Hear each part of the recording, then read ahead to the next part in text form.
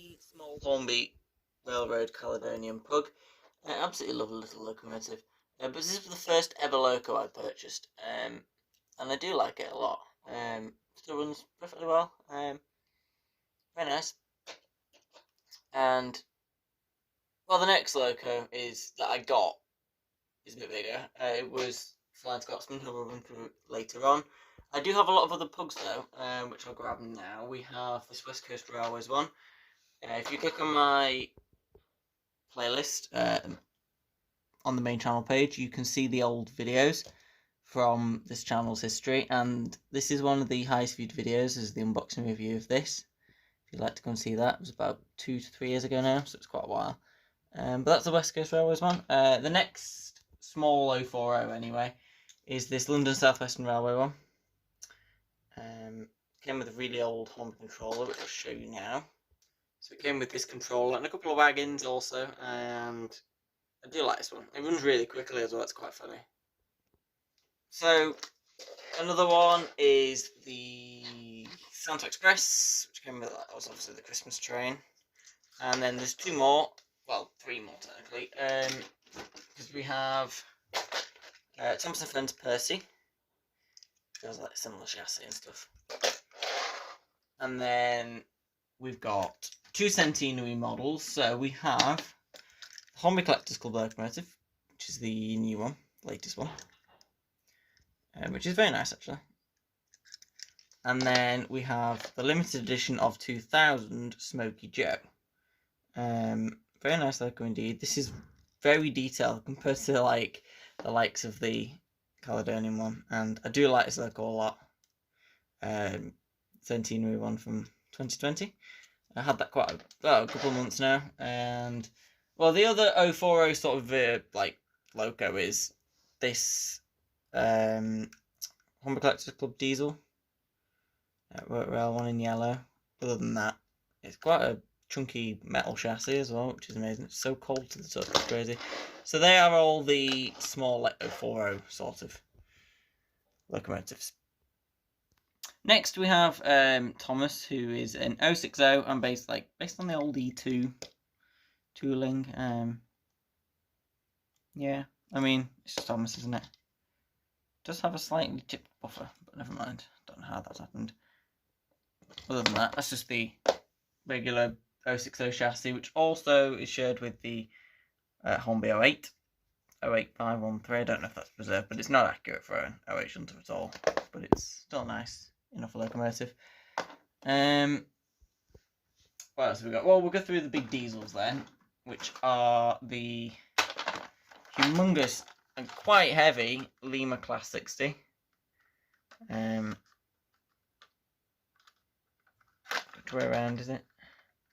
Okay, it's lost one of its snowplows. Oh yeah, that's the non-driven axle. That's the driven axle there. It is an old one, so you can see it's got like, traction tyres and stuff. But I do like that loco actually. The other one is Jack's, which is the Class 47. Very lovely little thing. I grabbed the 60 snowplow, which is one of them, which I stick on the front. Okay, so that's what it looks like with the snowplow. That always goes on the front axle because it denotes which is the front and which is the back. Anyway, what should we go for next? We'll go through sort of the more basic locomotives, like the railroad style ones, and then we'll run through the high detail, the super detailed locomotives. Okay, so this is the latest shelf that we have, because obviously I've sort of ran out of space for locomotives now, and I'm just going to show the larger locos on here and stuff, because it'll be a bit easier and a bit nicer. I'm just putting the ones away that we've already seen and just got out, so I'm just going to pop those away. Remember where they all went. I think I can. Yeah, I can. No, I can't. Lol. You go there. You go there. Right, so we're going to start moving away from Hornby now, because obviously I've done one loco that isn't Hornby, but it's Lima. We've seen that already, but the rest are well, not the rest, but a couple of them are Bachmann, and we've got some mainline locos as well. So we'll run through those now. The next one is, I think, my oldest loco by age, but not by ownership, which is the Mainline 61XX, which is in Great Western Green. It does look a bit black, but that's because the light is probably a bit crap, and it's sort of discoloured. But I do like this loco, actually. Very nice. Yeah, I do. Beautiful loco. Well, I think it sort of wanted to catch fire last time I streamed on the main channel, but anywho, that's that. It's a gorgeous mainline loco, very old. Next we have, we'll go through the next mainline loco actually, which is the Manor Class. There's the tender, and there is the locomotive. It's also Great Western Green, and yeah, the lighting's not perfect in here. I doubt putting the light on's done anything. But anyway, so this is the Manor, and Hinton Manor. It's a preserved locomotive. The 61XX isn't, unfortunately. There's only one in preservation, and it's static, and it's not that one. So, essentially, this is the preserved Hinton Manor. Lovely loco. It's a mainline one, and has traction tyres in the rear axle. I don't know why, because it's quite weighty, so I don't understand the point. And if they go, then I don't think there's much replacement for them, so that's that. Here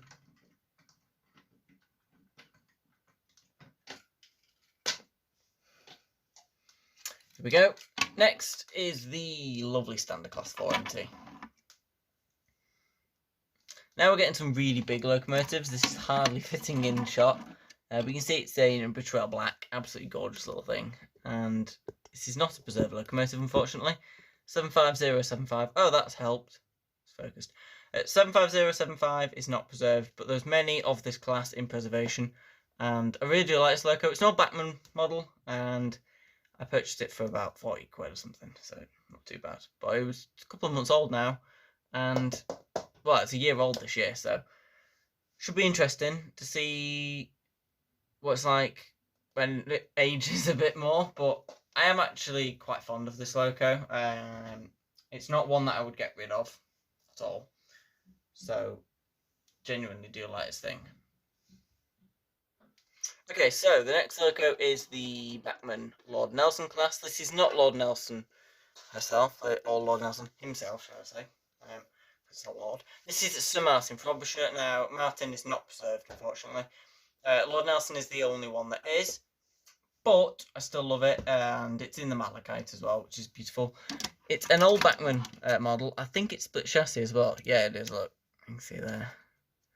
But it runs really well, and this thing is so heavy and so powerful. It's incredible. It's really, really weighty for the size of the loco. It's only a 460, but it's so heavy. You're probably looking at heavier than like the West Country or the A4, and it's really old, but it's crazy. Yeah, but it's powerful, and it runs really well, and it was about £50, and the detail's not bad either, because I mean, you got all the separately fitted detail, and the paintwork's lovely, and done to a decent standard. You got metal details there and stuff, and I know the buffers aren't sprung, but it's got pickups on the front axle, like on the front bogie as well.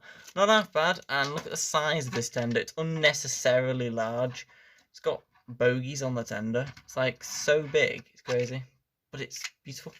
I'm happy with this one. I always have been. It's over a year old now. I've had it quite a while, and it'll be in the collection for pretty much ever, I would say. It's a long-termer for sure. I think it's a permanent one to the collection because I really like it.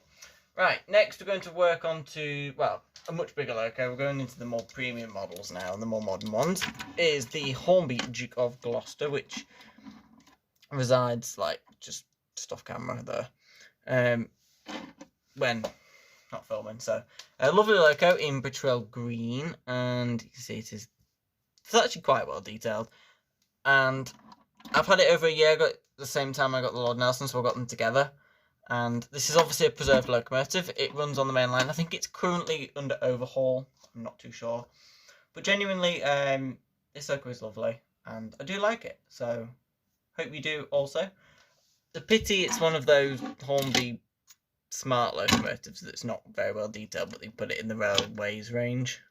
But it is properly heavy. You can hardly pick it up. It's not made of metal or anything, but the chassis is just chunky and, well, it is made of metal, the chassis, but the actual body and stuff is just all made of fully plastic, and there's no centre pickups, but the thing is so heavy. Apologies about the hand in front of the thingy, but I was just putting Duke of Gloucester back. There we go. You can't see it, it's out of shot. Right, next was my second ever locomotive. I mentioned this earlier. This is the lovely Flying Scotsman, who is in Doncaster green, which is slightly darker than apple green, before you ask. It is slightly different. There we go.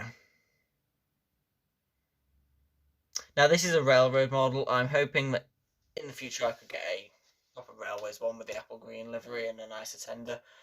And, well, that, well, I would say that's more in the future rather than, like, in the late future rather than the near future, so we'll make do with the old railroad one, but I do love it. I genuinely love this loco. I've had it, got to be 5 or 6 years this year. I think it's 6 years this year I've had it, so I've had it a while, and super happy with it. Runs perfectly well. It does only have a 3-pole motor, but it has a flywheel, which means that it's actually a decent runner. I'm just fixing Duke of Gloucester. And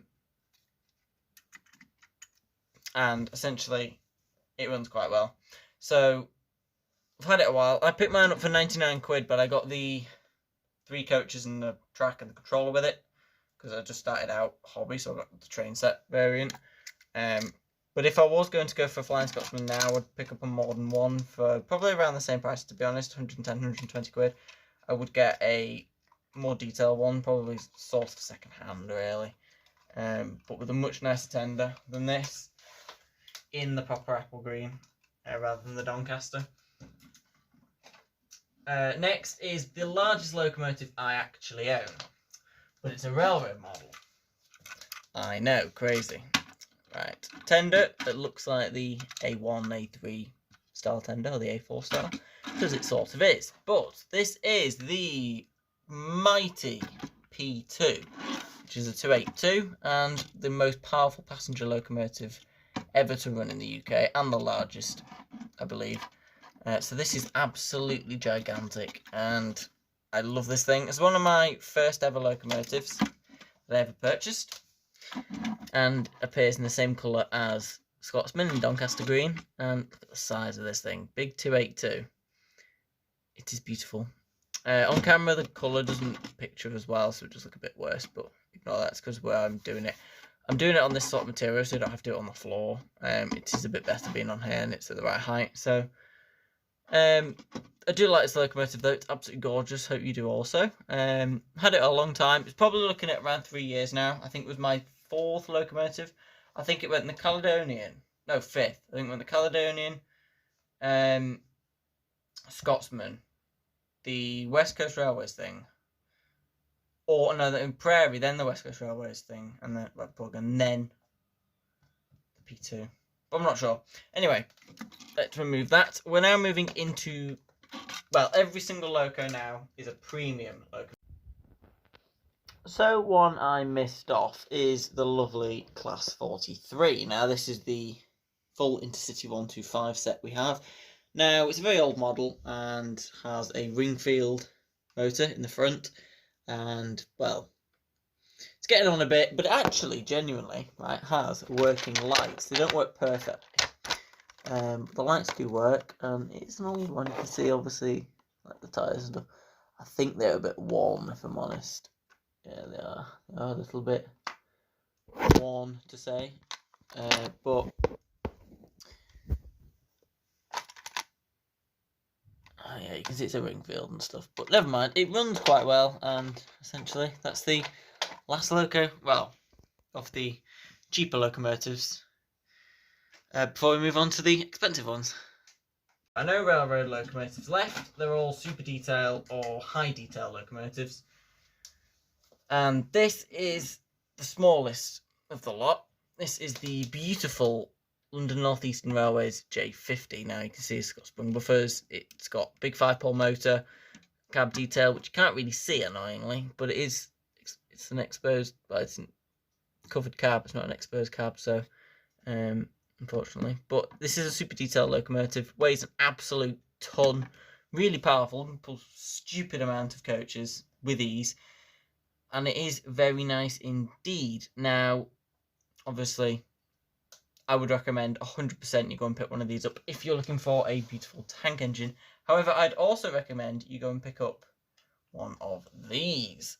This is the Hornby Adams Radial tank. No, it's not the Oxford one. This one actually works and has a functional rear thing, so it doesn't always get stuck. This is absolutely beautiful. This has got to be one of my favourite locomotives. Absolutely mad. It's made of die-cast, so the boiler and side tanks are all made of die-cast metal. The running board isn't, but it's very thick plastic, and that means that it's ruler straight, no dapple. You can't do that on your Terrier, and it's a much smaller locomotive, and that's made of metal. It's got sprung buffers all round. This is the preserved 30583, which also appeared in, I think, number 488 or something, in East Kent Green. But they've now resprayed it into this BR colour, and it looks absolutely beautiful. Pitman for 67 quid, which is a bargain, considering it's got a big 5-pole motor. It's got proper bones on the wheel set. All-wheel pickup, I think, I believe, anyway. I think except from the rear too. So it's got pickups on these and pickups on these. It's got 8 wheel pickup. It's 4 to each rail, considering it's only got 10 wheels. So that's amazing, really. It has no traction tyres either, which I think is the best bit, because Hornby usually stick traction tyres in their big 440s. The T9 and the Schools Class both have traction tyres, and they're very heavy premium locos. But this one does not, and I'm happy about that. That's why I picked it up. But it's absolutely gorgeous. But it's not. The reason I picked it up wasn't because it didn't have traction tyres. I picked it up because I absolutely adore it. The reason I haven't got the T9 or Schools Class is because they have traction tyres. Right, next is a loco that was actually cheaper than the Adams Radial. However, is a slightly older model. This is actually, no, when I said there wasn't any railroad locos left, I didn't count this. This is Evening Star, but this is a railroad model with high detail. So it's got loads of separately fitted parts. It weighs a ton. Even has sprung buffers on a flipping railroad model. What the hell? Look at that linkage as well. Absolutely beautiful. This was £62 on eBay. Won the bid. Nobody else actually bid, and obviously it's a 9F and it's Evening Star. It took me so long to find Evening Star, and I'm happy that I did. I love this loco. But yeah, this is actually a railroad model. I forgot about that. And it has tender pickups as well, so this is a later tender. If you notice, it has like the same design as the tender driven one. Even has bearings on the rear wheel sets of the tender. That's madness. Not many tenders have that, or I've never noticed, but I did on this, and that's because this tender is exactly the same tender that was used in the tender driven loco, which I was received off somebody who didn't know that. I didn't know, and they didn't note it was tender driven. So I sent it back.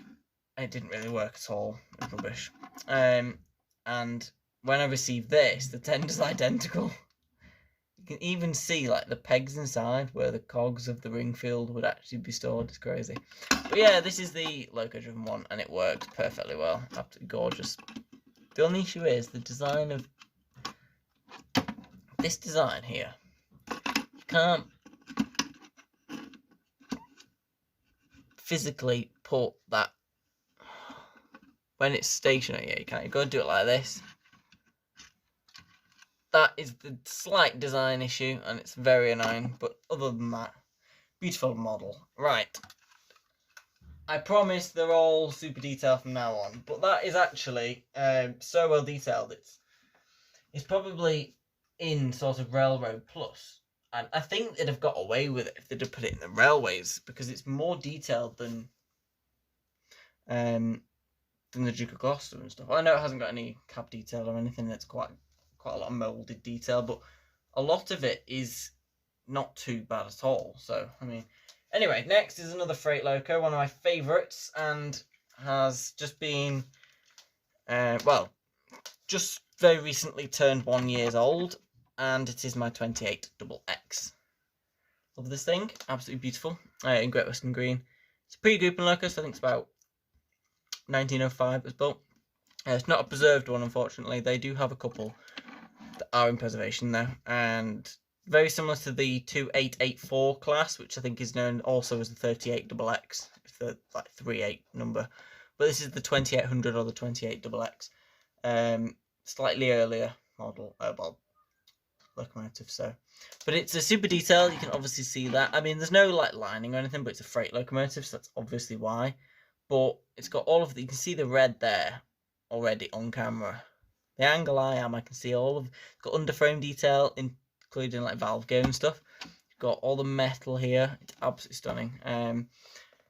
I think what I'm going to do is I'm going to go with an in-depth, like, short review of each video, of each locomotive as a video for you all, just so you can get to know the fleet even more and go through the detail and stuff, so that any future loco that joins the collection, you can rank them and stuff. You can see most of them on the main channel, but if you just want a dead quick, like 5 to 10 minute review, I will do those, and that should be coming shortly. But anyway, very super detailed. It's got tender pickups, DCC fitted as well, even though I don't have a DCC controller. I know, a bit weird, but I'm going to try and get one at some point.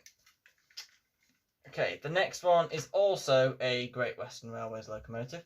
It is City of Truro. Now, this is actually, amazingly, only around 1 to 2 years older than the 2800, but look how old-fashioned this looks.